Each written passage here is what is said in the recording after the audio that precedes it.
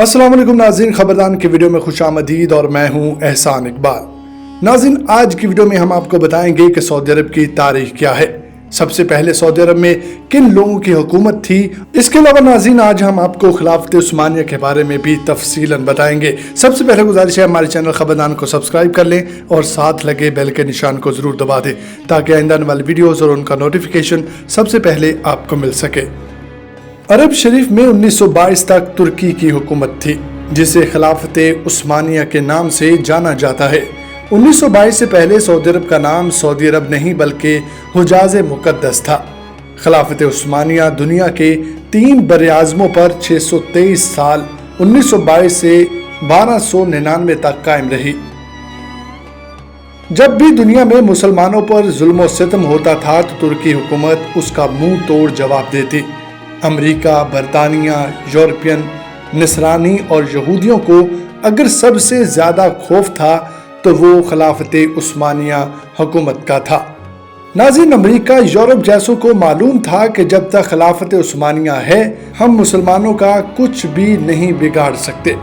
America और Europe ने खिलाफत उस्मानिया को ख़त्म करने की साजिश शुरू की।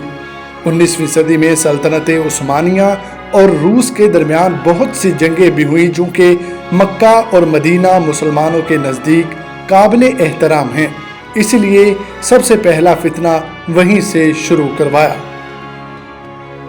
नाज़रीन, अमेरिका, यूरोप ने सबसे पहले एक शख्स को खड़ा किया जो कि सचियन था। ऐसी अरबी जुबान बोलता था कि किसी को उस पर शक तक नहीं आता। उसने अरब के लोगों को खिलाफत उस्मानिया के खिलाफ ये कहकर गुमराह करने की नाकाम कोशिश की कि तुम अरबी हो और ये तुर्की अजमी गैर अरबी हैं, हम अजमी की हुकूमत को कैसे बर्दाश्त कर रहे हैं। पर लोगों ने उसकी एक ना मानी। ये शख्स लॉन्स ऑफ अरेबिया के नाम से मशहूर हुआ। फिर अमेरिका ने एक शख्स को खड़ा किया जिसका नाम अब्दुल वहाब नजदी था। अब्दुल वहाब नजदी की मुलाकात अरब के एक सौदागर से हुई जिसका नाम इब्ने सऊद था। उसने इब्ने सऊद को अरब का हुक्मरान बनाने का लालच दिया। फिर इब्ने सऊद ने मक्का, मदीना और ताइफ में तुर्की के खिलाफ जंग शुरू कर दी। मक्का, मदीना शरीफ और ताइफ के लाखों मुसलमान इब्ने सऊद की डाकू फौज के हाथों शहीद हुए। जब तुर्की ने देखा कि इब्ने सऊद हमें अरब से निकालने और खुद अरब पर हुकूमत करने के लिए मक्का, मदीना शरीफ और ताइफ के बेकसूर मुसलमानों को शहीद कर रहा है, तब तुर्की ने आलमी तौर पर यह ऐलान कर दिया कि हम इस पाक सरजमीन पर कत्ल गारत पसंद नहीं करते। इस वजह से खिलाफत उस्मानिया को ख़त्म कर दिया गया, जिसकी वजह से 40 नए ममालिक वजूद में आए। फिर अरब और मुसलमानों का सवाल शुरू हुआ। हुजाज मुकद्दस का नाम 1400 साल की तवारीख में पहली बार बदला गया। इब्ने सऊद ने हजाज मुकद्दस का नाम अपने नाम पर सऊदिया रख दिया और इस फितने का जिक्र अहादीस में भी मिलता है। और इसी वजह से सरकार दो आलम सल्लल्लाहु अलैहि वसल्लम ने सऊदी अरब के शहर नजद के बारे में दुआ नहीं फरमाई थी। इसी नजद में इब्ने अब्दुल वहाब नजदी पैदा हुआ, जिससे अंग्रेजों ने एक नए मजहब की बुनियाद डलवाई और यही शहर मुसलमा कज़ाब का जाए पैदाइश भी है। लेकिन दुनिया भर के मुसलमानों की आंखों में धूल झोंकने के लिए अंग्रेजों ने इसे नजद शहर का नाम भी तब्दील करके रियाज रख दिया, जो आजकल सऊदिया का दारुल हुकूमत है।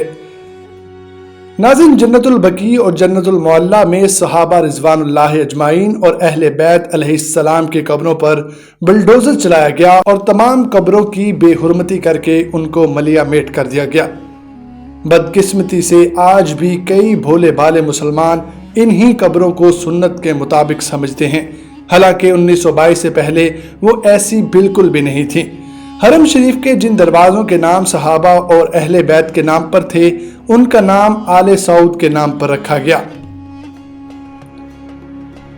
नाज़रीन, अंग्रेजों ने अपनी इसी साजिश की कामयाबी पर 1962 में हॉलीवुड ने लॉरेंस ऑफ अरेबिया के नाम से फिल्म भी बनाई, जो बहुत ज्यादा बार देखी जा चुकी है।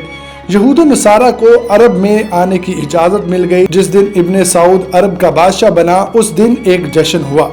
इस जश्न में अमेरिका, बरतानिया और दूसरे मुल्कों के प्राइम मिनिस्टर इब्ने सऊद को मुबारकबाद देने पहुंच गए।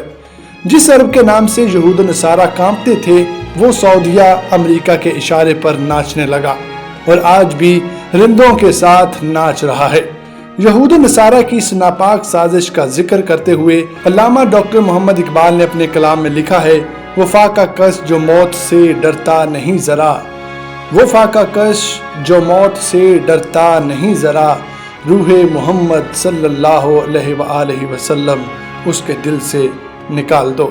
فکر عرب کو دے کر فرنگی تخیلات، اسلام کو حجاز اور یمن سے نکال دو۔ اللہ تعالیٰ مسلمانوں کو ایسے فتنوں سے محفوظ فرما کر پھر سے خلافت کی دولت عطا فرمائے اور ہمیں ماضی کے تلخ حقائق کو سمجھنے کی عقل عطا فرمائے۔ ہمیں امید ہے کہ آپ کو ہماری یہ ویڈیو ضرور پسند آئی ہوگی۔ مزید ویڈیوز کے لیے ہمارے چینل خبردان کو سبسکرائب کریں اور ساتھ لگے بیل کے نشان کو ضرور دبا دیں تاکہ آئندہ آنے والی ویڈیوز اور ان کا نوٹیفیکیشن سب سے پہلے آپ کو مل سکے۔ خدا حافظ۔